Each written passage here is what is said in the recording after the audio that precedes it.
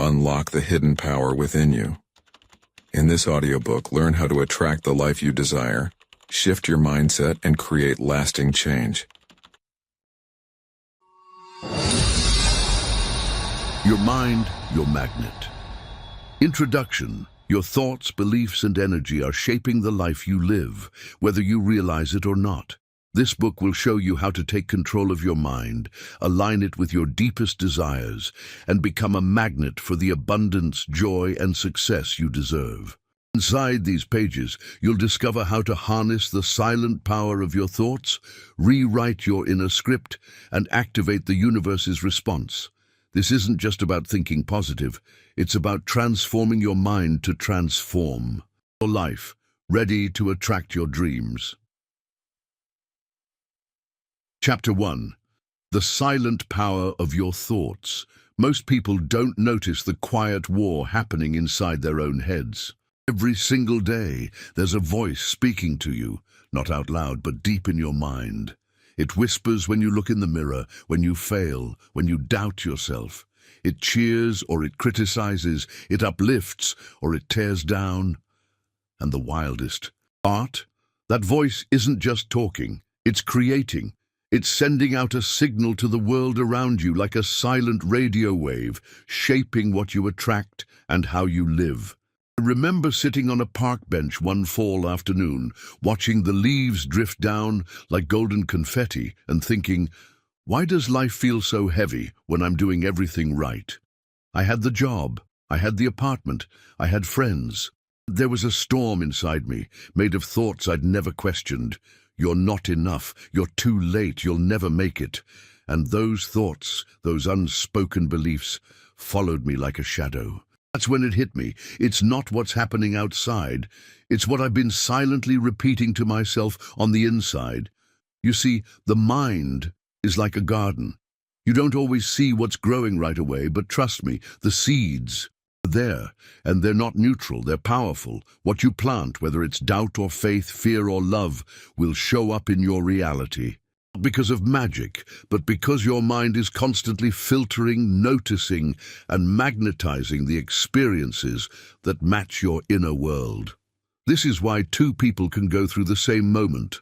Let's say they lose a job and have completely different experiences. One spirals into hopelessness, the other sees it as a doorway to purpose. What made the difference?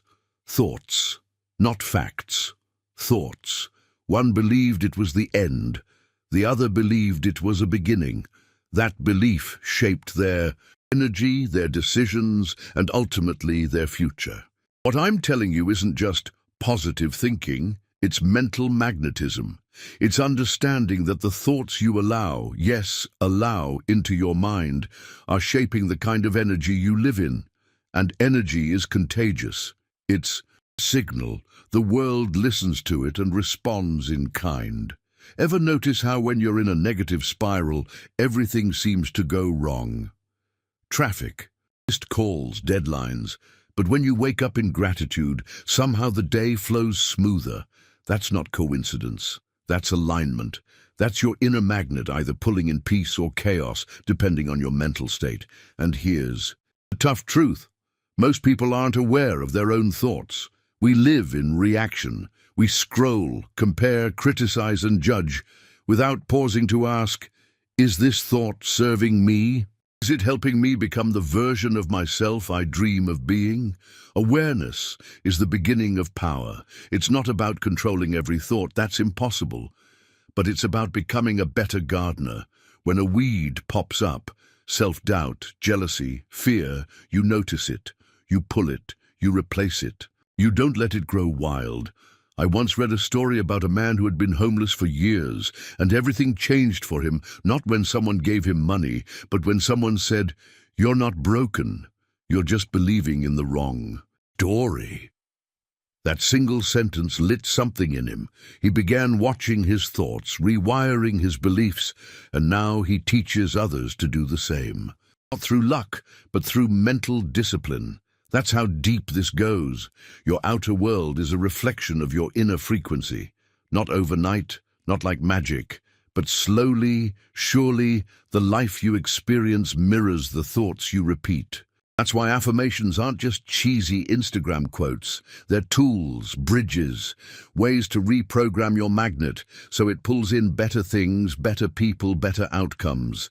But affirmations without awareness are empty. You have to feel them, believe them. And that starts with noticing the thoughts you think when no one's watching. The ones that come up when you fail, or when you look at someone ahead of you, or when you dream bigger than your past. That's where the silent power lies. It's not always loud. It doesn't come with fireworks. But it is constant. The mind is always speaking. The question is, what story is it telling? And is it a story you chose, or one you inherited from pain, trauma, or fear? You are the author now. You are the builder. And the construction begins in silence, with thought, with a belief, with a whispered, what if I could? What if I'm already enough? So today I invite you to pause. Take 5 minutes, sit with your thoughts. Don't judge, just notice. Watch them come and go like waves, and start planting new seeds, seeds of truth, seeds of love, seeds of power, because your life will grow whatever you feed your mind. And your mind, it's not just a thinker, it's a magnet. Chapter 2. You become what you believe. There was a boy once who grew up in a small, dusty town where dreams felt more like jokes than possibilities. Everyone around him lived by the same script: work hard, stay quiet, don't expect too much. But this boy, he had something dangerous inside him: belief. Not the kind they teach you in school, and not the kind you pick up from books, but a raw, stubborn kind of belief that whispered, I'm meant for more. His name was Marcus. At age 12, he stood in front of a cracked mirror, looked himself in the eyes, and said something he didn't fully understand yet. I'm going to change my life. No one in his family had gone to college. No one owned a passport. And no one talked about becoming something extraordinary. But Marcus believed it, even when they laughed, even when he failed, even when the world gave him every reason to quit.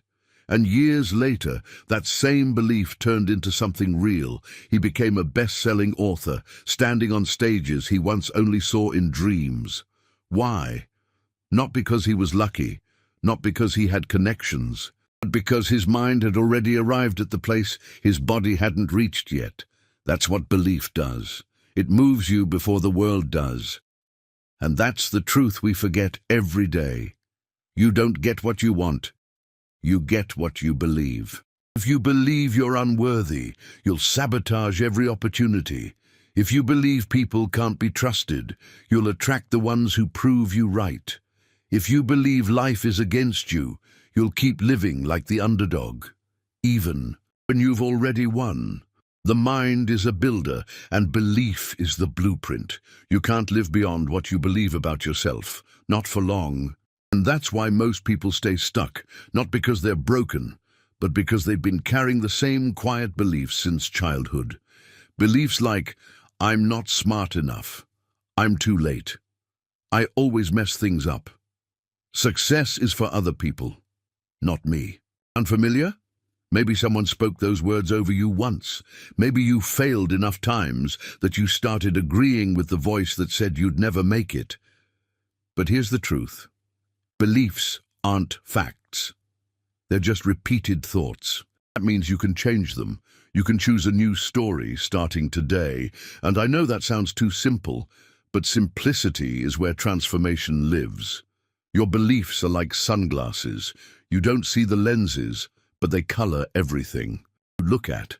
Change the lens, and suddenly the world looks different. Opportunities appear. People treat you differently. Confidence comes back, not because the world changed, but because you did. That's the secret of every powerful person you admire.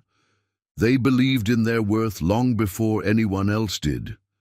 They built their future in the quiet spaces of their mind before the world applauded. Belief is magnetic. It pulls new outcomes, new people, and new chances into your life.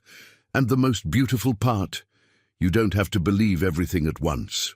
You just have to believe the next thing, the next small shift, the next brave thought, like, maybe I can, instead of, I never will. Because when that thought becomes belief, and that belief becomes action, and that action becomes a pattern, your life starts to reshape itself, slowly, quietly, powerfully. You don't need more motivation. You need to change the story you keep repeating in your mind, and that starts with a new belief. I'm not stuck. I'm becoming. So what do you believe about yourself right now? Not what you tell others, not what you post online, but deep down, when it's quiet. That's your magnet. That's what's shaping your reality. If it's heavy and limiting, you've got work to do, not outside, inside. Start choosing beliefs that speak to your future, not your past. Ones that remind you that you are enough, even while you're still growing. Ones that make room for mistakes, for learning, for starting over. Because at the end of the day, you don't become what you wish for. You become what you believe is already yours. And once you believe differently, you live differently. Marcus proved that, so can you. Chapter 3. Energy speaks louder than words. They say talk is cheap, and they're not wrong. You can say the right things, read the perfect script, smile at the right time. But if your energy doesn't match your words, people feel it. It's like walking into a room and sensing tension before anyone speaks. You just know. That's energy. That's the frequency you carry, louder than anything you could ever say. I remember sitting in a coffee shop a few years ago, completely lost in my own storm. On the outside, I looked fine, smiling, making small talk, holding it together. But the barista looked me in the eye and softly asked, "Are you okay?" I froze, not because of the question, but because I realized I hadn't said a word. I wasn't crying. I wasn't complaining. But she felt something. And in that moment, I understood something I'd never forget. People don't hear what you say. They hear what you are. You can't fake your frequency. We're all antennas, whether we like it or not. We broadcast every second of the day through our posture, our presence, our silence. That's why some people walk into a room and instantly lift the energy, while others seem to drain it just by sitting down. They're not doing anything wrong. It's just the energy they're living in. And that energy, it's contagious. It doesn't matter how much you've learned or how well you can talk the talk. If your energy is stuck in fear, doubt, or insecurity, that's what the world responds to. That's what you attract. Not because life is cruel, but because life mirrors you. Your energy is your magnet. So ask yourself this: what are you silently radiating? Is it love, confidence, peace, or is it exhaustion, resentment, or survival mode? We've all been there. Life knocks us around and suddenly we're living on edge, but we don't even realize how we're showing up. And when things go wrong, we blame the world. But the truth is, we're only receiving what we're projecting. It's not your words that shape your life. It's the silent signals you're sending. Think about the people you've met who left a mark on you. Was it what they said, or was it how they made you feel? That warmth, that ease, that spark, you remember it. You carry it with you. And you can become that for someone else too. When your energy is aligned with who you really are, when it's grounded in love, truth, and inner peace, you don't have to chase anything. The right people, opportunities, and experiences find you, not because you said the right things, but because you are the right thing. Energy doesn't lie, and it doesn't wait for permission. It just speaks. Loud, clear, constant, even when your mouth is shut. The beautiful part? You don't need to be perfect. You don't need to have it all figured out. You just need to start paying attention to what you're carrying inside. Energy is emotional hygiene, just like you wouldn't walk around all day without brushing your teeth. Don't carry around old bitterness, fear, or stress without cleaning it out. Meditate. Move your body. Cry if you need to. Forgive, even if the person doesn't deserve it. You do. because your energy deserves to breathe again. I know this might sound strange, but you can literally walk into your future just by shifting your vibe. I've seen people heal their relationships, attract jobs they dreamed of, and reconnect with themselves, all because they worked on their energy first. One woman I knew was stuck in a job she hated. Every day she complained, vented, felt exhausted. But one morning, she decided to try something different. She got up early, journaled everything she was grateful for, visualized the life she wanted, and walked into work with a smile, not a fake one, but one that came from a deeper place. And you know what happened? Within 3 weeks, a totally new opportunity found her. She didn't say much. She didn't beg or push. She shifted, and the world noticed. So I'll say it again. Energy speaks louder than words. You don't need to convince anyone. You don't need to prove anything. Just be so aligned, so clear, so rooted in who you are, that your presence alone says what your words never could. That's the kind of energy that changes lives, including your own. Chapter 4. The Law of Mental Magnetism. We've all met that person who walks into a room and shifts the energy without saying a word, the one whose presence feels like sunlight on your skin or a storm brewing in the distance. That's not luck. That's magnetism. And here's what most people don't understand. It doesn't come from what you wear or how loud your voice is or how many followers you have online. It comes from the invisible vibrating field of your thoughts. That's the law of mental magnetism. What you constantly think, you eventually attract, not because of magic, but because of alignment. Life doesn't give you what you want. It gives you what you believe. And belief isn't something you say out loud once a day. Belief is the quiet pulse that runs through your body all day long. It's the voice you hear when you fail. It's the feeling that sits with you when you're alone. It's the energy that tells the universe, this is who I am, even when your mouth is silent. Years ago, I met a woman who changed my view on this forever. Her name was Clara, and she was a single mom raising 3 kids while working 2 jobs and attending night school. She didn't have time for vision boards or morning mantras, but she believed, deep down, without question, that she was meant for more. Not because someone told her, not because she read it in a book, but because it lived inside her. Every action she took came from that core belief. And over time, her world rearranged to meet her. She got scholarships, promotions, opportunities. People around her said she was lucky, but it wasn't luck. It was the law of mental magnetism in action. You attract what mirrors your inner world. If you think you're not enough, life will find 100 ways to prove you right. If you believe you are abundant, worthy, loved, the universe begins to echo that back.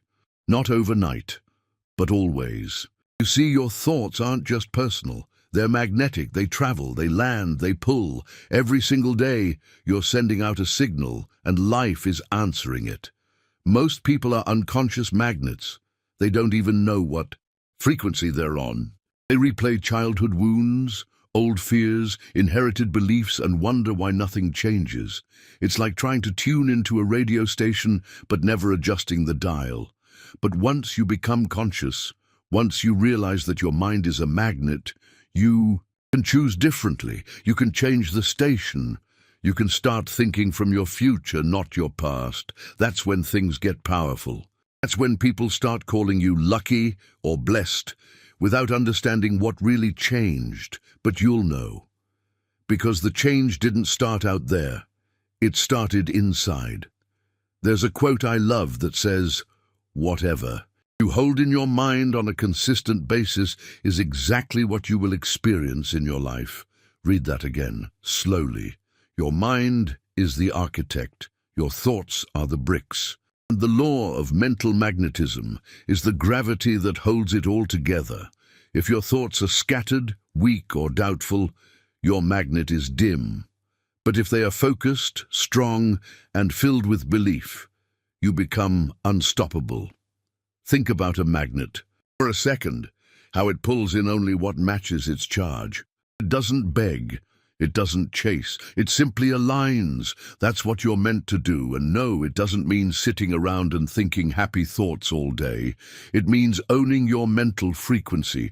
It means asking yourself every day, are my thoughts attracting the life I want or the one I fear? Because whatever you repeat, emotionally, mentally, energetically, becomes your magnet. The law of mental magnetism doesn't care if your thoughts are good or bad, positive or negative. It simply multiplies what you give it. So be careful, be intentional. This chapter isn't about controlling every stray thought. That's impossible. It's about returning to your core belief over and over again until it becomes louder than the doubt. It's about rewiring the loops you inherited, the stories you didn't choose but keep repeating. You are not stuck.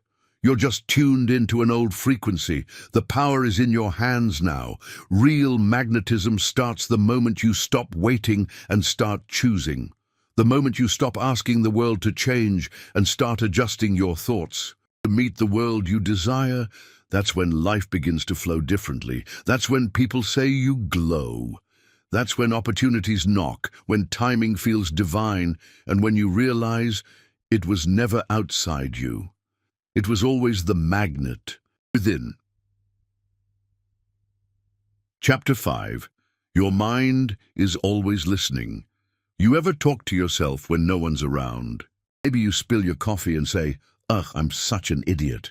Or you're looking in the mirror, tugging at your shirt, whispering, "I need to lose weight." Seems harmless, right? Just words, just thoughts. But here's the thing, your mind, it's always listening. Not sometimes, not just when you're journaling or saying your affirmations, always. It doesn't judge or filter. It doesn't say, "Oh, she's just joking," or "he didn't mean that." It listens like a child, soaking up every word. And like a loyal builder, it starts constructing a life around what it hears most. So if your daily inner script sounds like, I can't, and I'm tired, and no one wants me, or nothing ever works out, your subconscious takes those bricks and lays the foundation. Thought by thought, brick by brick. I once met a man at a retreat in Colorado, let's call him Mark, successful on the outside, ran a business, had a great family, drove the dream car. But when we talked privately, he said something that hit me like a punch in the chest. I feel like I'm constantly bracing for things to fall apart, like I don't deserve how good my life looks. You know what his mind had been hearing every day since childhood? Don't get too comfortable. Nothing lasts. Don't trust happiness. His mother said it, his father believed it, and he unknowingly inherited it. He wasn't living from truth. He was living from a script someone else wrote for him. That's the danger and the beauty of the mind always listening. Because once you realize it, you can change the story.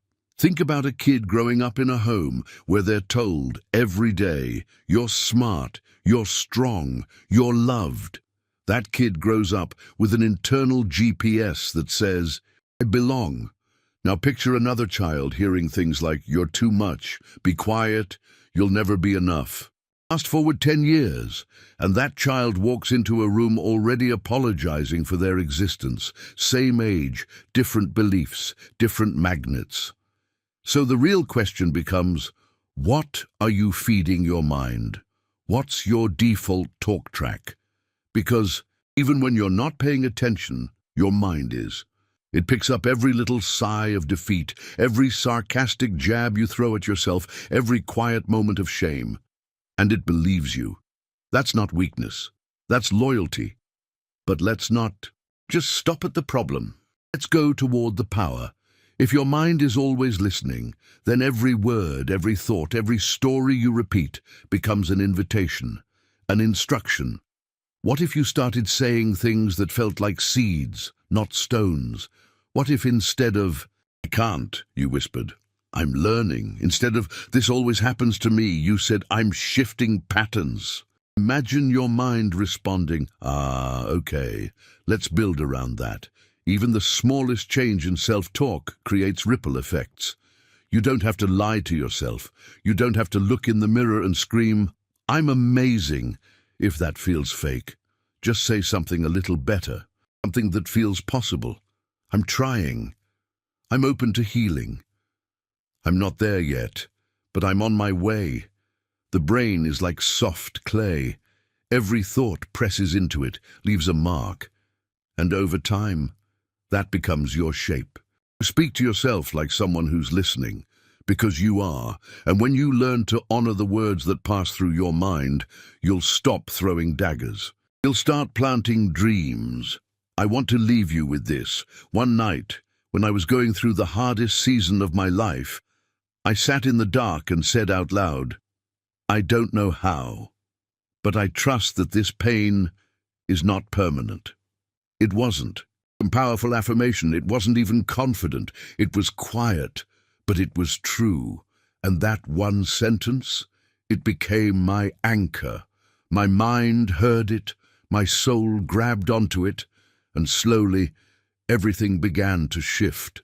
So maybe tonight you whisper something kinder, something deeper. Maybe you just say, I'm listening now, because your mind always is. Chapter 6. The subconscious mirror. There's a room inside you that you rarely enter, a quiet space just beneath your daily thoughts, beneath the noise, beneath the drama. It doesn't shout, it doesn't argue, but it runs your life. That room is called the subconscious mind, and it is your mirror. It reflects back not what you wish for, but what you truly believe about yourself and the world. You can say all the positive affirmations in the world, you can paste vision boards all over your walls, but if the room inside you still believes you're unworthy, unloved, or unsafe, your life will mirror that belief, not your surface-level words. You've probably seen this in your own life without even realizing it. Ever tried to change your habits, chase a goal, or break out of a toxic cycle, only to find yourself falling back into the same old patterns? That's not because you're lazy or broken. It's because your subconscious mind is still playing by the old rules. And here's the wild part. Those rules were mostly written when you were a child. Someone said you were too loud, so now you stay quiet. Someone made you feel small, so you still second-guess yourself in rooms where you should be leading. Your subconscious picked up those signals and stored them as truth. But they're not truth. They're just old programming. And the good news? Programming can be changed. The subconscious isn't your enemy, it's your protector. It repeats what's familiar because it thinks familiar means safe, even if familiar is painful, even if it's holding you back. There's a story I once heard that captures this perfectly. A baby elephant is tied to a small rope. No matter how much it tries to break free, it can't. So eventually it stops trying. Years go by. The elephant grows bigger and stronger, but the rope stays the same. And still, it doesn't pull. It could easily walk away, but its mind tells it, I can't. That's the subconscious. Still tied to what used to be true, still acting like you're the same person you were 10 years ago, 5 heartbreaks ago, 3 breakdowns ago, but you're not. You've grown, you've lived, and the rope is only in your mind now. The real work is this, to step into that quiet room inside you and look at the beliefs still living there. Not to judge them, not to shame them, but to question them. Is this really mine? Or did I inherit it from someone else's fear? Is this still serving me, or is it time to let it go? Awareness is the beginning of freedom, because once you see the belief, you don't have to be it anymore. The subconscious doesn't change through force. It changes through repetition, through emotion, through presence. And here's the beautiful part. Once your inner mirror begins to shift, your outer world starts shifting with it. People will treat you differently, not because they changed, but because you did. Opportunities will begin to appear, not because life suddenly favors you, but because your new beliefs allow you to see them. You'll stop settling, stop hiding, stop doubting, because now the inner mirror reflects someone who is enough, someone who is ready, someone who is no longer tied to the old rope. This is what it means to become magnetic, Not just to think positive, but to clean the mirror inside you so it reflects the life you truly desire. And trust me, that life is waiting, but it can't reach you until your reflection matches your intention. So don't be afraid to go within. That quiet room isn't scary, it's sacred. And everything you're looking for? It starts right there in the stillness, because you're not broken, you're just remembering, and the mirror is ready. Chapter 7. What you focus on expands.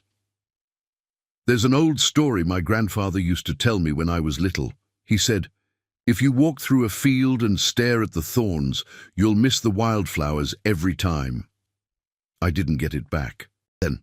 I was too young, too distracted, too busy chasing shadows. But now, standing in the middle of life's messy, unpredictable beauty, I finally understand what he meant. Life is always showing us what we're tuned into. If you're always thinking about how tired you are, how much is going wrong, how people don't understand you, how you're stuck, guess what? You'll start noticing it everywhere. You'll meet people who drain your energy. You'll attract situations that confirm your fears, and you'll feel like the world is against you. Not because it is, but because your focus is. The mind doesn't filter reality, it magnifies it. What you look at becomes your world. I once met a woman at a small book event I was speaking at in Arizona. She came up to me afterward with tears in her eyes. She said, "For 15 years I believed my life was falling apart. My husband left, my daughter stopped speaking to me, and I lost my job. But then one day I sat down and wrote everything I still had. I had breath, I had time, I had the ability to change something. That day I stopped collapsing into my pain, and I started focusing on anything I could be grateful for. My energy shifted, and within 6 months, my daughter called. Within a year, I got hired at a non-profit I love. I didn't chase the change, I just changed my focus. That's not magic, that's focus at work. Your attention is a spotlight. You can point it at lack, at fear, at what's missing. Or you can point it at peace, progress, and what's possible. That doesn't mean you ignore the hard stuff. Life is real, and pain is real. But even in pain, you get to choose whether you keep feeding it or whether you start watering something better. Every day is a garden, and your thoughts are the water. You can't expect roses to grow if you keep watering weeds. So when people say things like, "Nothing good ever happens to me," I ask them gently, what are you focused on? What are you constantly feeding with your energy? If you wake up and immediately scroll through bad news, complain about the weather, dread your job, and feel resentful before 9 a.m., your entire day has already been written, not by fate, but by focus. I'm not saying positivity is the cure to everything, but it's the beginning of possibility. If you start to look for light, even on your darkest days, you will start to see things you didn't notice before, like kindness in strangers, small victories, quiet strength in yourself. You will start to feel less like a victim of your life and more like a creator in it. That shift is everything. Years ago, I was stuck in one of the lowest places in my life. I couldn't see a way forward. Every door felt closed. Every day felt heavy, but I made a decision. I would find one good thing every day, no matter how small. Some days it was just the way sunlight hit my coffee cup. Some days it was hearing my niece laugh on the phone. I didn't even realize it at the time, but I was changing the lens I viewed the world through. My life didn't suddenly change overnight, but my spirit did. And once that changed, everything else slowly followed. You become what you focus on. If you focus on fear, fear grows. If you focus on healing, healing begins. If you focus on love, love finds you. Not always right away, not always how you expect, but it comes. Because what you focus on expands, not because the world is bending itself to your will, but because your mind is bending your world into what it's focused on.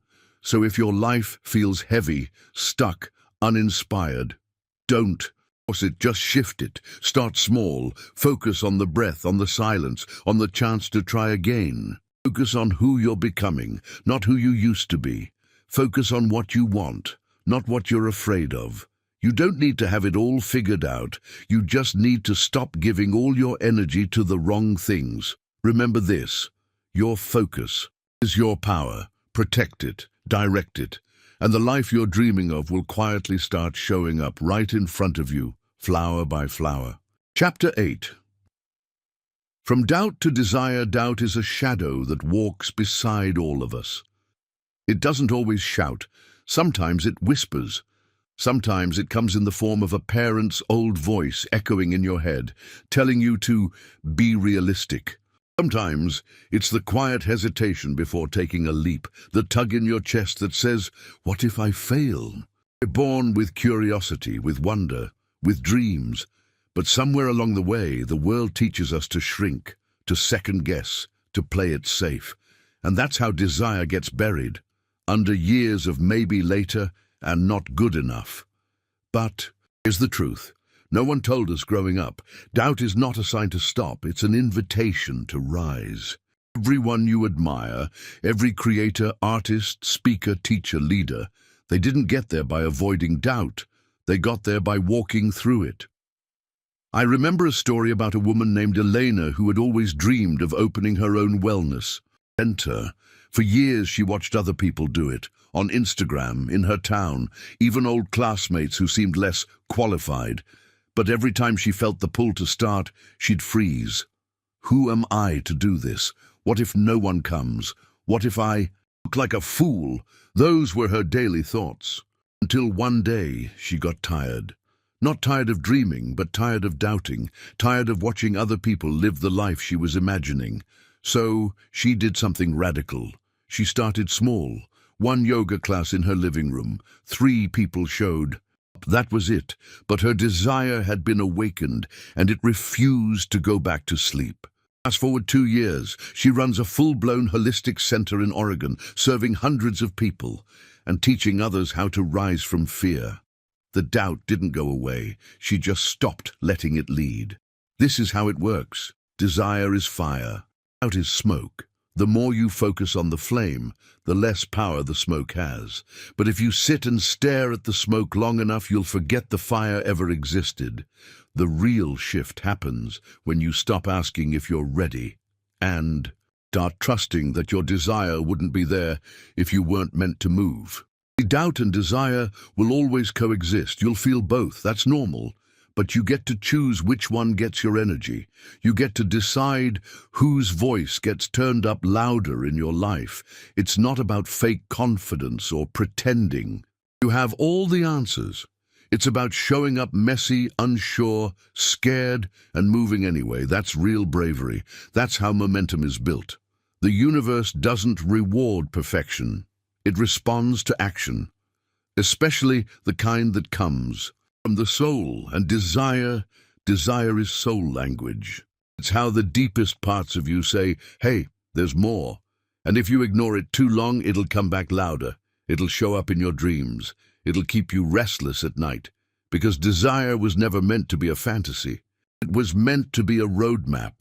The moment you shift from "can I do this" to "what if I try," everything changes, the energy changes, people around you feel it.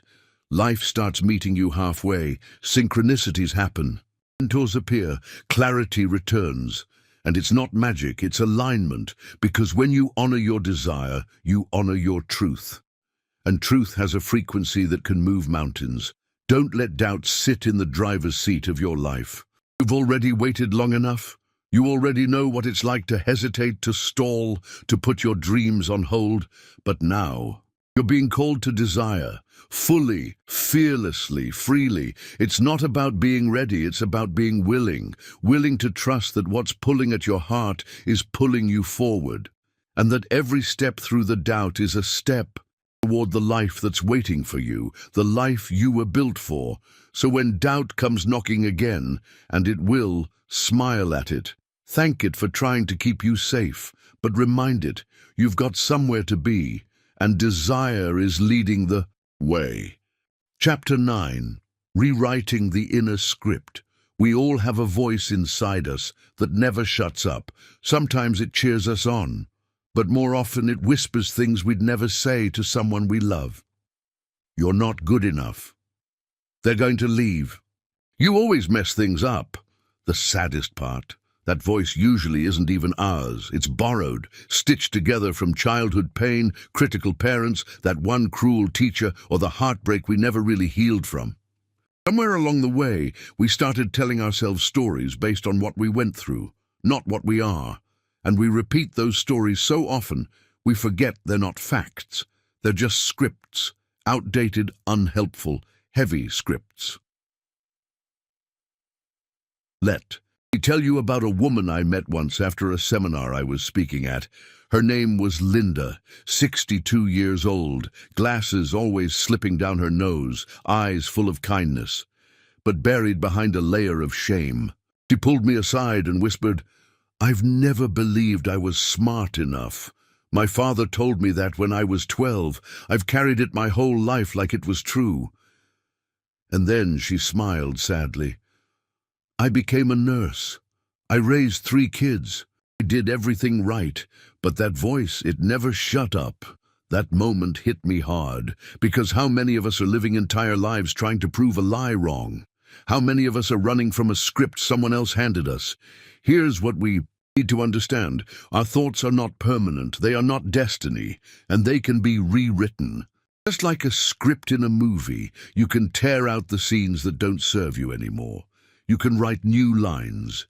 You can make yourself the hero instead of the victim. But rewriting your inner script starts with awareness.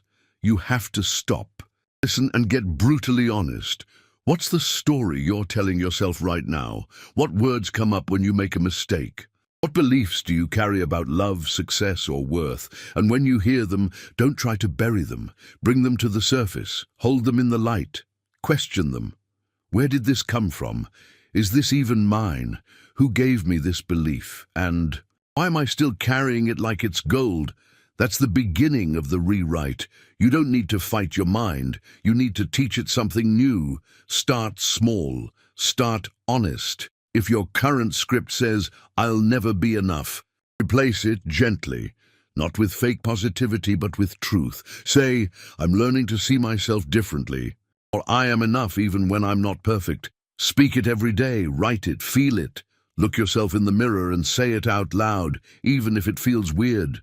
Because repetition changes wiring, and wiring changes reality. You want to know a wild thing. Your brain doesn't know the difference between a truth and a lie, at least not emotionally. It believes what you feed it, especially if you feed it with emotion. If you keep repeating fear and failure, your brain makes a home out of it. But if you start feeding it love, power, and possibility, it will start building a new world for you. There's a beautiful line I once heard. You are not who you think you are. You are who you believe you are. That belief becomes your script, and the beautiful thing is, it's editable. You get to choose the next page.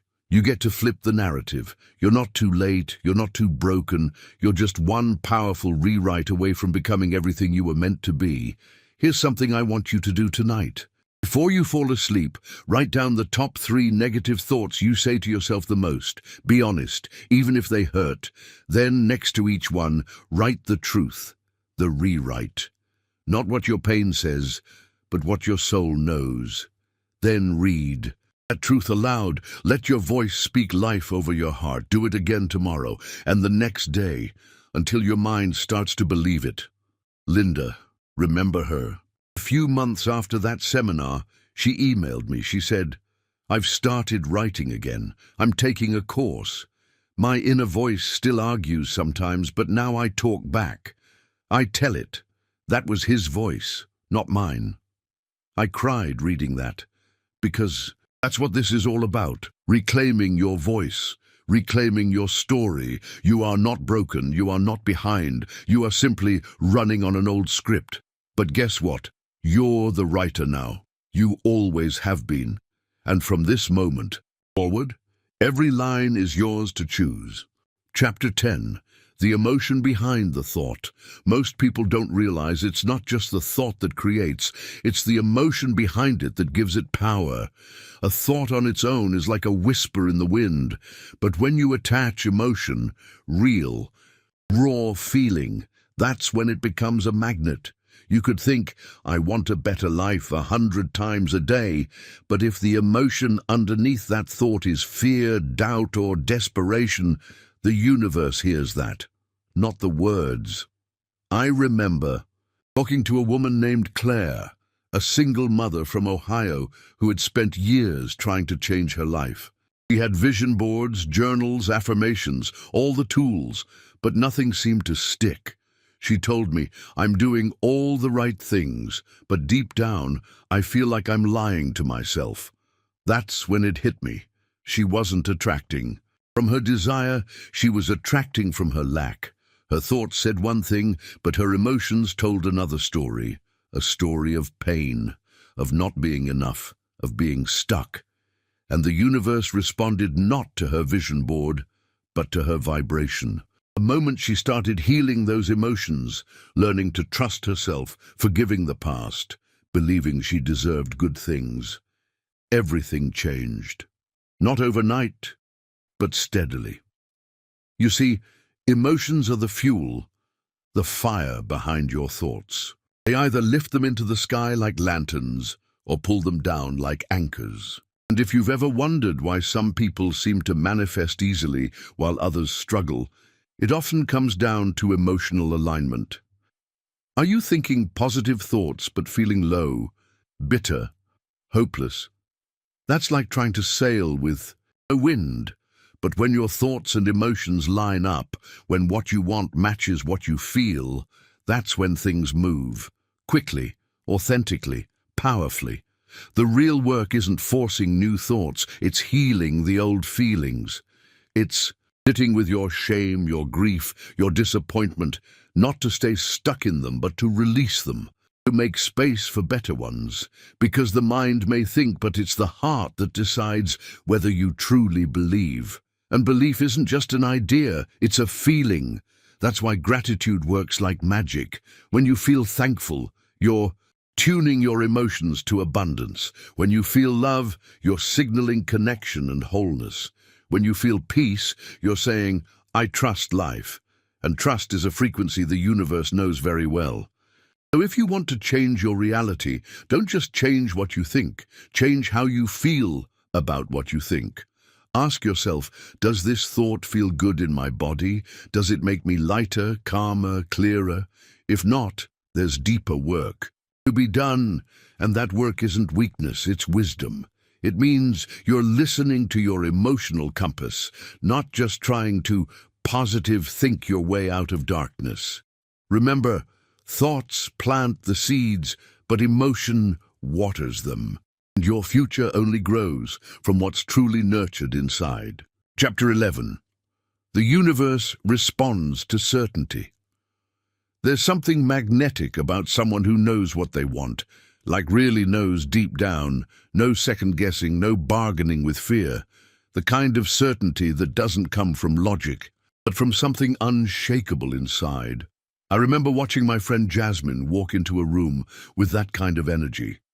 She wasn't the loudest or the flashiest, but something about her presence said, I know who I am, and I trust what's meant for me.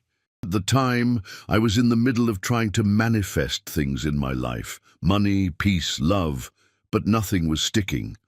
I'd say the affirmations, do the journaling, but deep down, I still questioned if I was truly worthy of the things I asked for. Jasmine didn't do all that, she just knew. When she applied for her dream job, she didn't say, I hope I get it. She said, I'm a perfect fit for it. When she met the man who would become her husband, she didn't. Ask herself, am I lovable enough for him? She told herself, we're aligned and I'm ready. And sure enough, offer letters, unexpected breakthroughs, love that grew roots, things flowed to her. That's when it hit me. The universe doesn't respond to desperation or begging. or waiting for signs. It responds to certainty. It doesn't speak the language of maybe. It listens for clarity, conviction, and belief that isn't shaken by the winds of doubt. Think of it like tuning into a radio station. If you're jumping between channels, the music gets fuzzy. But when you lock into the exact frequency, boom, the message comes through loud and clear. That's what happens when your energy is certain. The universe tunes into it. It aligns people, places, and possibilities to match that vibration. But here's the tricky part. Most people think they're being clear when they're actually just hoping. They say things like, I want to be wealthy, but inside, their energy says, but I've always struggled. They whisper, I want real love, but underneath it they carry heartbreak that makes them flinch at every good thing. That's not certainty, that's conflict. And conflict muddies the magnet. You don't attract what you want, you attract what you expect. Certainty is not about arrogance, it's about alignment. It's not about forcing things, it's about allowing them because you already know they belong to you. Imagine planting a seed and then digging it up every day to see if it's growing. That's how most of us treat our dreams, but certainty says, it's already mine, even if I can't see it yet. It waters the seed with patience. It celebrates the dream before it arrives. It walks like the blessing is already in motion, and it is. You know who else walked with that kind of certainty? Oprah. She didn't grow up with wealth or privilege. She was told no more times than she could count. But she always knew her voice mattered. She always believed her life would be something greater. That energy, it shaped everything.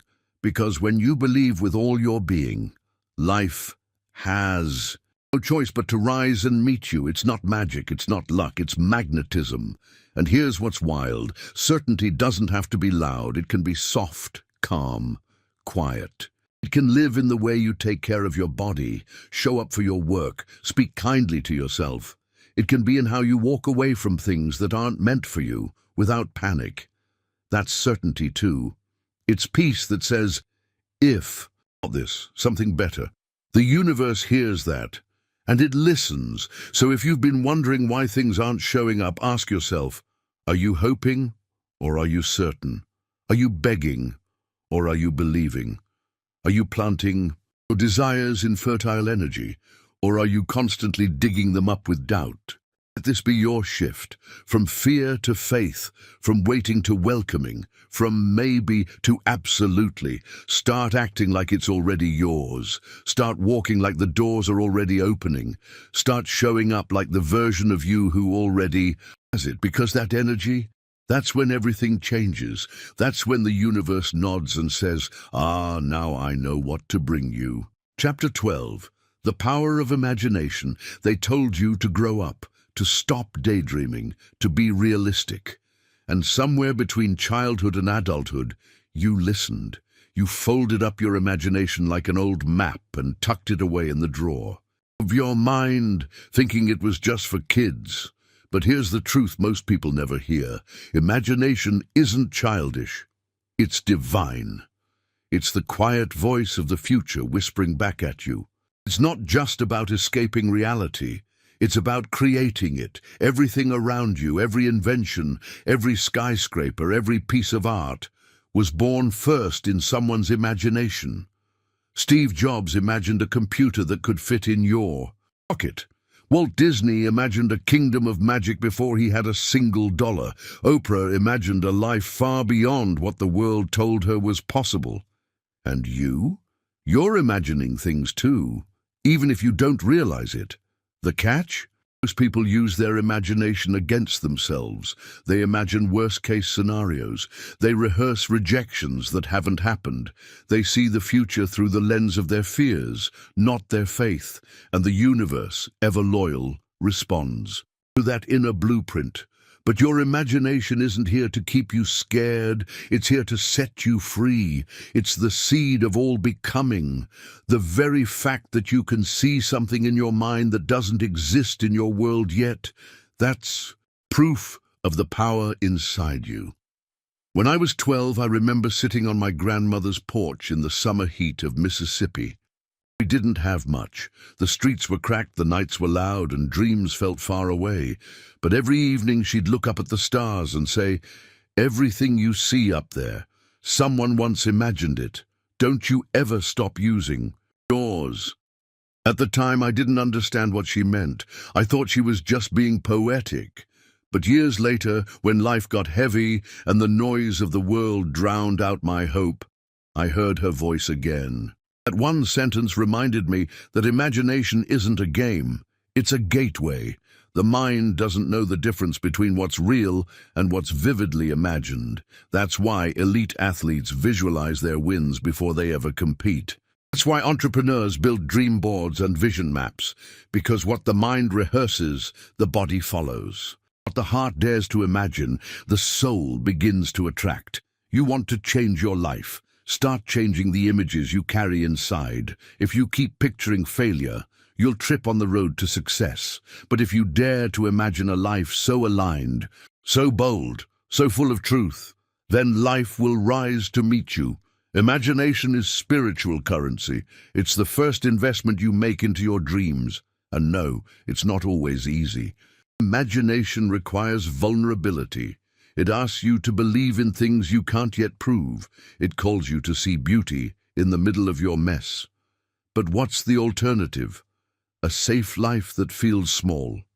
A routine so predictable it becomes invisible. You were not born to play it small. You were born to imagine big, to write your own version of reality and then step into it, like you always belonged there. Here's what I want you to do. Tonight, before bed, close your eyes.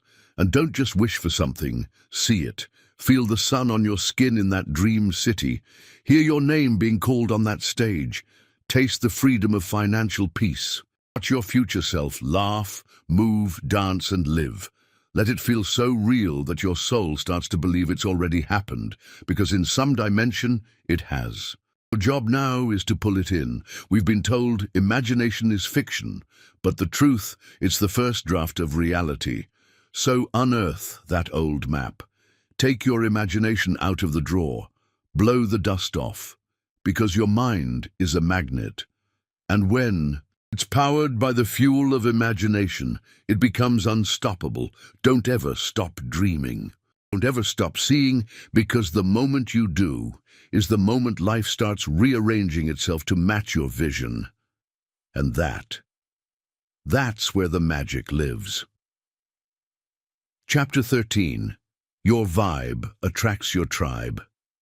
Have you ever walked into a room and instantly felt the energy change? Maybe it got lighter, like someone brought a breath of fresh air, or heavier, like the weight of invisible baggage just sat beside you. That's no accident. That's vibe, and whether we admit it or not, we all carry one. Your vibe isn't just your mood or the smile you wear when you're trying to be polite. It's the frequency of who you are when no one's watching. It's the emotional echo you leave behind in every conversation, every glance, every room. You enter, and here's the thing that'll shake you a little. It's not just felt, it's magnetic. You attract people who vibrate on the same emotional frequency you broadcast. You ever notice how someone stuck in drama always finds more drama? Or how someone who's kind without needing credit seems to be surrounded by others who love hard and stay loyal? That's not coincidence, that's resonance. Think back. Who was around you when you were broken, bitter, or stuck in survival mode? And who surrounds you now, after you've started healing, growing, or simply raising your standards? I remember a time when I was constantly attracting people who made me feel small. They didn't directly insult me, but their energy made me second-guess my worth. Their conversations were all about other people, their tone laced with sarcasm, their ambitions buried beneath complaints. And for a while I blamed them, until I realized I was part of the match. I was playing small too. I was settling, not just in friendships, but in how I saw myself. The day I started treating myself like someone worth loving, my tribe shifted. People I thought were permanent quietly faded, but new souls showed up. Souls that didn't need me to shrink so they could shine. That's what happens when you raise your vibe. You realign your tribe. It's scary at first. You'll feel lonely in the space between letting go and letting in. But it's a sacred space. It's where you become magnetic, not just to people, but to opportunities, peace, and joy that feel like home. So if you're wondering why your circle feels off, stop looking around and start looking within. Your vibe is the invitation, and the tribe you attract will reflect what you believe about yourself. Raise your inner frequency, and the right people won't just find you, they'll stay. Not because you chase them, but because you're finally being someone worth staying for. Chapter 14. Affirmation is activation. What if I told you that the words you speak are spells? I don't mean that in a magical Harry Potter kind of way. I mean it in the realest, most grounded sense. Your words create worlds, and the most powerful words you'll ever speak are the ones you say to yourself. Affirmations aren't just feel-good quotes or things you mumble in front of the mirror. And right, they're blueprints. They're instructions to your subconscious. They are the keys that unlock the version of you that's already powerful, already wise, already worthy. Let me take you back to a moment that changed everything for me. I was sitting in my car, parked outside a job I hated, heart pounding, palms sweating, soul tired. I was working hard, showing up every day, doing everything right. But deep down, I felt invisible, powerless, like life was just happening to me. That morning, before walking in, I whispered something I'd never said before. I don't know how, and I don't know when, but I know I was made for more than this. And something cracked open. It wasn't fancy, it wasn't loud, but that one sentence was an activation. I said it again the next day, and the day after that. And slowly, the way I walked changed. The way I saw myself shifted. I started to notice opportunities. I started to take little risks, and then one day I quit that job. I launched my own thing. I built something new from the ashes of I can't. That's the power of an affirmation, not just in saying it, but in believing it into being. But here's the mistake most people make with affirmations. They recite them without feeling them. They say, I'm confident, while their whole body is shaking in fear. They repeat, I'm successful, while secretly thinking they're failing. Your words need to be embodied. Otherwise, they're just noise. That's why affirmation isn't just about saying something. It's about activating a different frequency inside of you. Speaking from the place of truth, not where you are, but who you're becoming. Here's how it works. Say you feel stuck, broke, lost. You don't stand in the mirror and say, I'm a millionaire. That's too far, too fake. You're nervous. System won't buy it. Instead, say this, I am opening to new ways of receiving wealth. I'm ready to be shown what's possible. I am becoming someone who welcomes abundance. See the difference? It's softer, more honest, but still powerful. It meets you where you are, and then it moves you forward. Affirmations are most potent when you say them with emotion, with breath, with presence. Say it like a prayer. Say it like you're reminding your soul of what it already knows. Say it until it stops sounding like a lie and starts sounding like home. Here's a truth you don't hear enough. You don't have to be fully healed to speak healing. You don't have to be rich to speak abundance. You don't have to be fearless to speak courage. You just have to begin. Speak life into your body. Speak strength into your days. Speak peace over your past. The words you speak today are shaping your tomorrow. And if you've been telling yourself things like, I'm not enough, or this is just the way it is, I want you to hear me. You can rewrite the script right now, today. Here's a small practice that changed my life. Feel free to steal it. Every morning before I touch my phone, I write 3 affirmations, not from a place of fantasy, from a place of choice. I choose to see myself with compassion. I choose to be guided, not panicked. I choose to believe that something beautiful is on its way. Some days I cry when I write them. Some days I smile. But every day I return, because affirmation isn't about lying to yourself. It's About retraining yourself. Every time you speak those words, you're wiring a new truth. You're giving your mind something new to hold on to when the world gets loud. That's what activation looks like. It's not always flashy. Sometimes it's quiet. Sometimes it's scribbled in a journal while you drink coffee and try not to give up. But it's working. The more you affirm who you want to be, the more you become it. Not all at once, but gradually, undeniably, powerfully. So, speak life, my friend. Speak it even when your voice shakes. Speak it even when your heart doubts. Speak it until your body believes you, because one day soon it will. And when that happens, you won't just be saying affirmations, you'll be living them. Chapter 15. Letting go to let. In some times, we hold on so tightly to what we think we want that we forget how to let go. We're afraid that if we release our grip, we'll lose it forever. But here's the truth.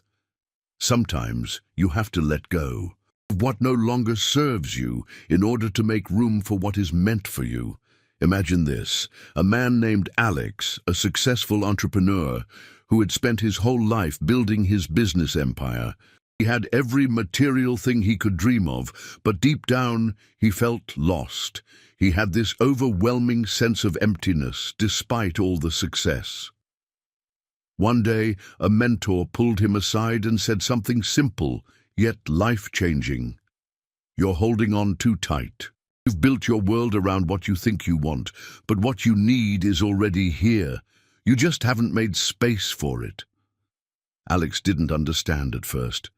How could he, a man who had worked tirelessly to build his empire, let go of all he had worked for? But the more he reflected, the more he realized that his obsession with control and his attachment to the past was blocking his ability to receive the future he had been dreaming about. So Alex started practicing what I call the release. It wasn't easy.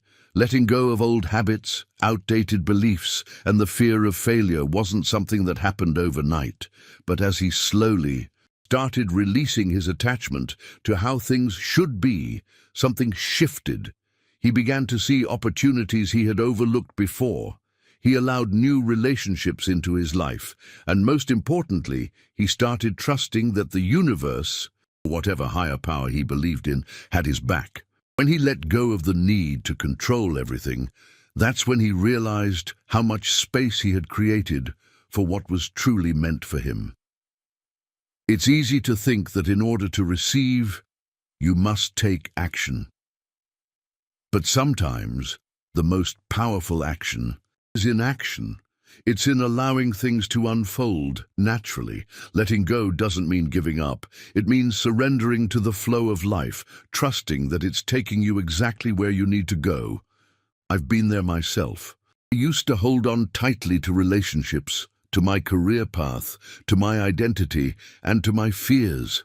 It wasn't until I started to loosen my grip that I finally made room for true growth. At one point, I had to let go of a toxic relationship that had been draining my energy for years. I knew it was holding me back, but I feared being alone. It wasn't until I made the conscious choice to let go of that relationship that I began to heal. Here's the thing about letting go. It's not about giving up.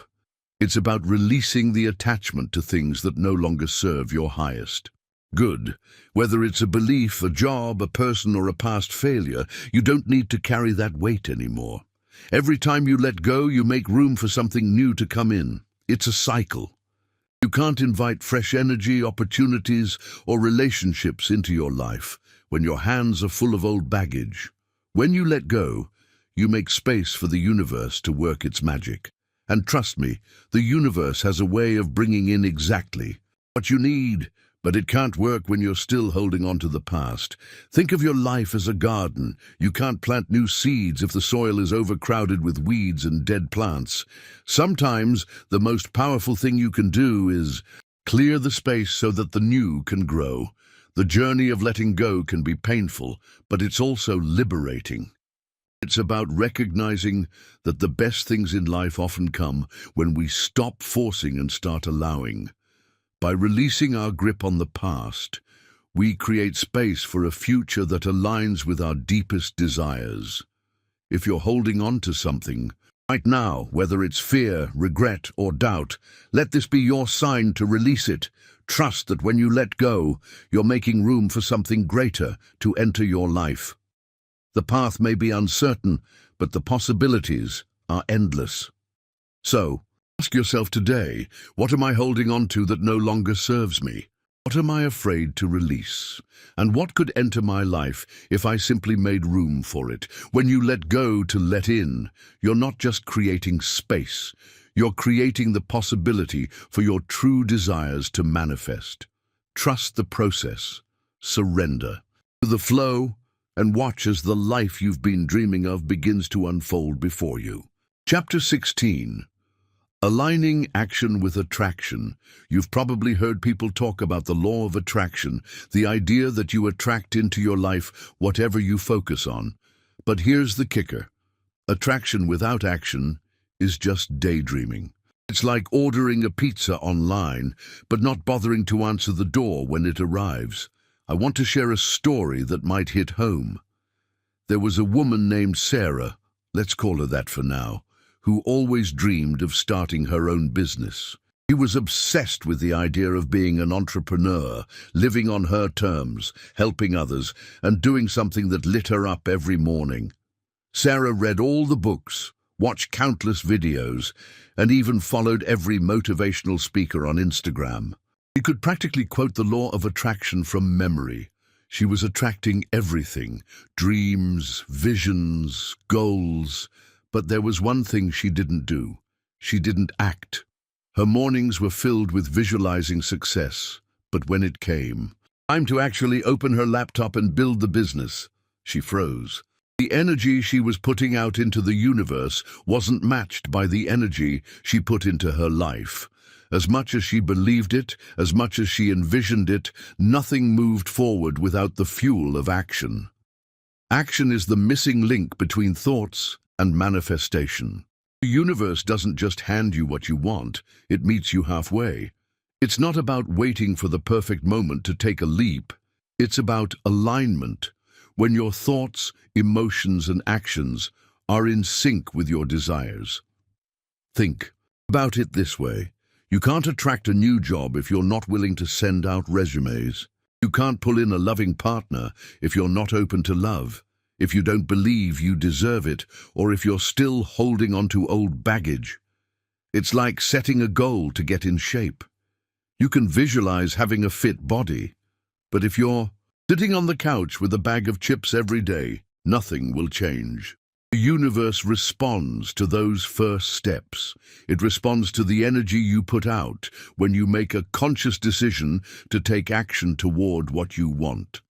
I want to remind you of a powerful truth. You are the magnet.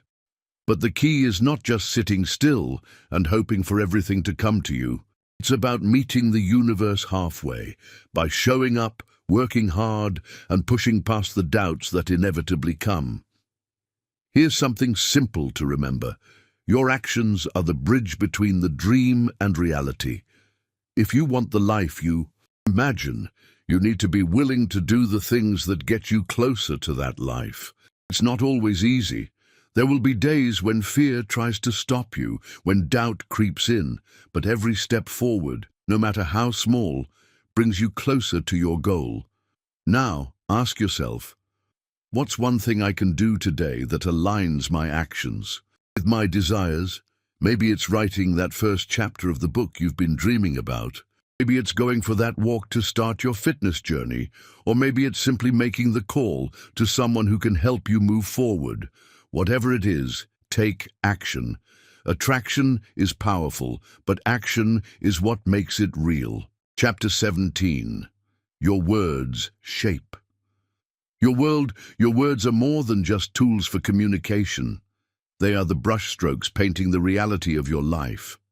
The stories you tell yourself, the language you use to describe your circumstances, the casual comments you make, they all weave the fabric of your existence. This is no exaggeration. In fact, if you take a moment to step back and really think about it, you'll begin to notice how often your words create the situations you find yourself in. A friend once told me a story about his experience with self-doubt. Every time he faced a challenge, he would say to himself, "I can't do this, it's too hard, I'm not good enough for this." At first it seemed like just harmless frustration, but over time, those words became his reality. When an opportunity arose for a promotion at work, his automatic response was, "I'll never get it. Why would they choose me?" Sure enough, he didn't get the promotion. But it wasn't because he wasn't qualified, it was because his words had already sabotaged his chances before he even stepped into the room. This story might sound familiar. Maybe you've said something similar to yourself, or maybe you've heard someone you know speak the same way. "I'm terrible at this. I'll never be successful. I always mess things up." What many people fail to realize is that these words, these beliefs, are not just passing thoughts. They are commands to your subconscious mind. Your subconscious doesn't know the difference between what's real and what's imagined. It only knows the words you feed it. And when you say something enough, your brain believes it and starts shaping your reality to match those beliefs. This is why so many people find themselves stuck in the same patterns, repeating the same mistakes, and feeling like they're not moving forward. They've created a mental prison through the very words they speak. But here's the amazing part. You have the power to change all of it. Your words can either trap you or set you free. If you begin to change your internal dialogue, the external world has no choice but to follow suit. It's not about faking confidence or pretending everything is perfect. It's about being mindful of the language you use to describe your life and yourself. Instead of saying, "I can't do this," try saying, "I'm learning and growing and I will figure this out." Instead of saying, "I'll never get that promotion," try saying, "I am worthy of success and I'm taking steps every day to achieve my goals." It might feel awkward at first, and that's okay. It takes time to break old patterns. But with each shift in your language, you'll start to notice small changes in your reality. Your relationships will improve. Opportunities will present themselves. You'll begin to feel more confident and empowered in ways you never thought possible. I once read a quote that said, "You don't rise to the level of your goals, you fall to the level of your systems." And your language, your words, they are a part of that system. The more positive, empowering, and compassionate your words are, the more aligned your actions will be. They'll become a reflection of your new mindset, which will, in turn, lead to the life you desire. The words we speak don't just affect us, they affect everyone around us. I think about the impact of words in relationships too. How often do we use language that tears down instead of builds up? It's easy to slip into negativity, especially when we're frustrated or stressed. But the words we use with others shape the way they see themselves, just as our words shape the way we see ourselves. The next time you find yourself about to say something negative about yourself or your life, pause for a moment. Consider the power your words hold. Ask yourself, what do I want to create today? Because you're not just speaking to yourself. You're speaking to the universe, to your future, to the people around you. Every word carries weight, and it's shaping your world in ways you may not even realize. You are the architect of your reality. Every word you speak is a building block. Every affirmation, every statement of possibility, every thought you verbalize is laying the foundation for the life you want to live. So, choose your words wisely. Choose words that inspire you, that empower you, that lift you up and push you forward. Because when you start shaping your words, you begin to shape your world. Chapter 18. Creating magnetic habits. It's easy to think that big changes in life happen in bursts, like the moment of aha, when you suddenly realize your potential. But the truth is, life is built in the small, everyday moments. The habits you form day in and day out are the quiet architects of your future. They are the magnets that pull the life you're meant to live closer and closer. Think about this. What if every day your thoughts and actions were aligning you with your goals without you even realizing it? What if the smallest habits you formed were already acting like magnets, attracting opportunities, love, health, and abundance into your life? I want you to take a moment and think about someone you admire.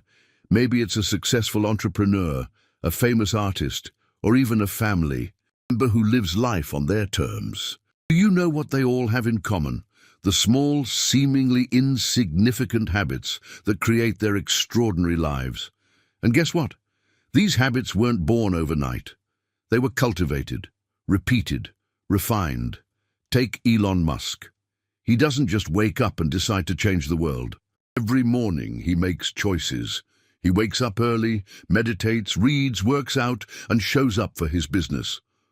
The magic of his success didn't happen because of a single decision. It was the culmination of small, powerful habits built over years. Now I know what you might be thinking. I don't have time for habits like that. Or maybe I've tried to change before and it didn't work. Let me tell you something. It's not about big, grand changes. It's about consistency, clarity, and the power of micro-habits that compound over time. When you begin to create magnetic habits, you're not just shaping your daily routine, you're changing the energy you carry. Imagine waking up every day with a sense of purpose, knowing exactly what you're doing and why. That's the kind of magnetic energy that not only attracts opportunities, but also radiates confidence and clarity. A story that hits close to home. I remember a time in my life when I was struggling to stay consistent. I'd start a new habit, get excited, and then drop it. I felt like I was constantly chasing this ideal version of myself, but the gap between who I was and who I wanted to be felt massive. One evening, after a long day, I sat down and thought about what was really holding me back. It wasn't lack of motivation, it was inconsistency. I realized that if I wanted to shift my life, I didn't need to change everything at once. I needed small daily actions that built momentum over time. So I started with just one habit, waking up 10 minutes earlier than usual. I'd sit with a cup of tea, breathe deeply, and simply think about the day ahead. That simple action gradually led me to create more habits, like journaling, setting goals, and exercising every morning.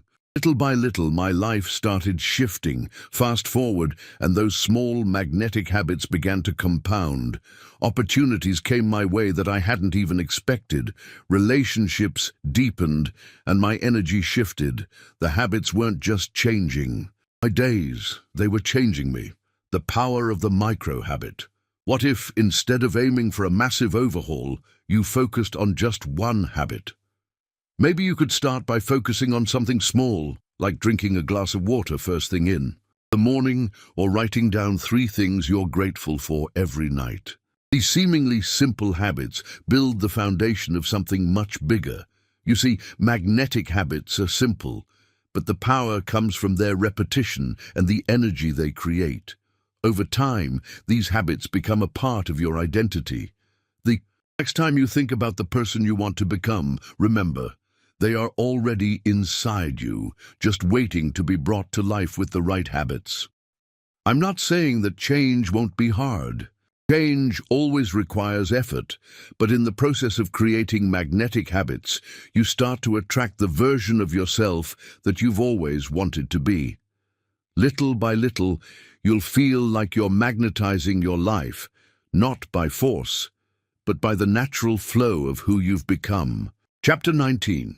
The inner stillness that attracts in a world that constantly demands more of us, more work, more success, more noise. It's easy to forget the most powerful thing you can do is nothing. Let me explain.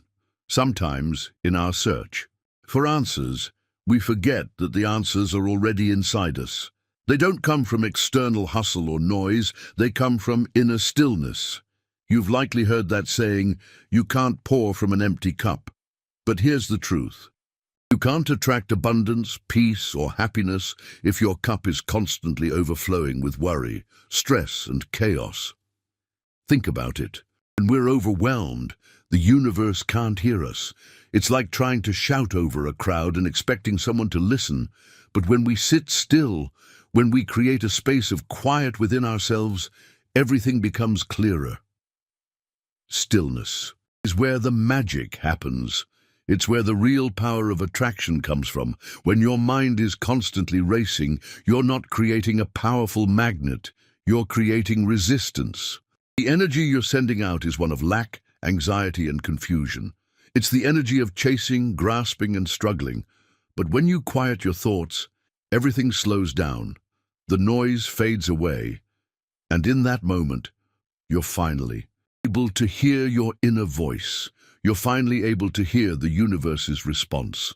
I remember a time in my life when I was chasing success with everything I had. I was working myself into the ground, pouring hours into things that weren't even bringing me peace. I thought I needed more money, more connections, more recognition. I thought I had to hustle constantly, but it wasn't until I found stillness, not in a moment of success, but in a moment of quiet reflection, that I realized I had everything I needed all along. I just hadn't taken the time to stop, listen, and let it come to me. Stillness isn't about sitting in silence all day, though, hey, if you want to, go for it. It's about creating a space of calm where you can reconnect with your true self. It's about slowing down enough to hear your heartbeat, to feel your breath, and to recognize that you are already enough. Think about this. Have you ever noticed that when you let go of the pressure, things start to flow? That when you stop obsessing over your to-do list and just breathe, opportunities seem to appear out of nowhere? That's the power of stillness. You're no longer chasing, you're magnetizing. There's a beautiful story that perfectly illustrates this. Years ago, a wise man sat by a river fishing, enjoying the peace of the moment. A young man approached him, full of energy and ideas, eager to change his life. He asked the old man, "How can I be successful like you? How can I attract everything I want in life?" The old man looked at him with a smile and said, "You already have what it takes, but you must learn to sit still. When you stop trying so hard, the river will carry you where you need to go." At first, the young man didn't understand. He was so used to chasing his dreams and pushing forward. But over time, he realized what the old man meant. When he stopped struggling against the current, he began to flow with it. His success didn't come from pushing harder. It came from trusting the journey. That is the power of stillness. It's a trust that when you stop running, the things you desire will begin to run toward you. Stillness isn't just about meditation or mindfulness, although those are great tools. It's about being present. It's about tuning in to your own energy and aligning with it instead of forcing things into being.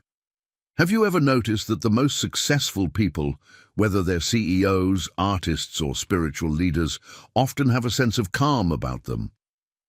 It's because they've learned that stillness is the root of all attraction. They don't need to push, they simply trust in the process. In moments of stillness, we open ourselves to receive, to align, and to attract. We let go of the struggle and realize that we don't need to chase success, love, or abundance. They're already waiting for us. It's time for you to pause and find your own stillness. When you do, you'll be amazed at how everything begins to flow in your direction. Remember, you don't attract what you want. You attract who you are. And in the stillness, in the moments of peace and quiet, you become the magnet for all that you've been longing for. Chapter 20. You are the magnet. There's a moment in every person's life when the truth hits them like a lightning bolt. You are the magnet. Not the universe, not circumstances, not luck, but you. Your thoughts, your beliefs, your actions, those are the real forces that draw the world to you. Everything you've attracted so far, both the good and the bad, started from within. That quiet, powerful voice inside your mind, the one that whispers, "You can't," or "You're not worthy," or "This is it, this is all you can expect." That's the voice that's been creating your world. But here's the beauty of it. That same voice can be rewritten. That same voice can now say, "I am enough, I am worthy, I'm capable of creating extraordinary things." The moment you realize that you are the magnet, everything begins to shift. Your energy becomes clearer, your heart more open, and your world begins to align with the vision you've been afraid to fully claim. Look at the story of Sarah, who for years believed that she wasn't enough to start the business she dreamed of. Every day she doubted herself, saw others succeeding, and felt stuck. Then one day she stopped and asked herself, "What if my beliefs are the only thing holding me back?" That was the turning point. She changed the way she saw herself, started affirming her worth every morning, and eventually built a business that thrived. What changed? Not the world around her, but her internal world. She became the magnet for opportunity, and everything she needed started showing up. That's the power within you, too. You're not just a passive observer of life, you're a creator. You attract the experiences, people, and circumstances based on the energy you put out. Start looking at your life through the lens of a magnet, and you'll start to notice that the right things are being drawn to you. The power has always been yours, waiting for you to awaken to it. When you realize that you are the magnet, you realize the world is ready to give you everything you've been asking for all along. Conclusion. Your beliefs shape your reality. If you want to change the life you live, you have to start by changing what you believe. Start small, but be relentless. Just like Sarah, you can rewrite your story. You become what you believe. The key to unlocking your true potential is understanding that you have the power to shift your beliefs and reshape your reality, one thought at a time.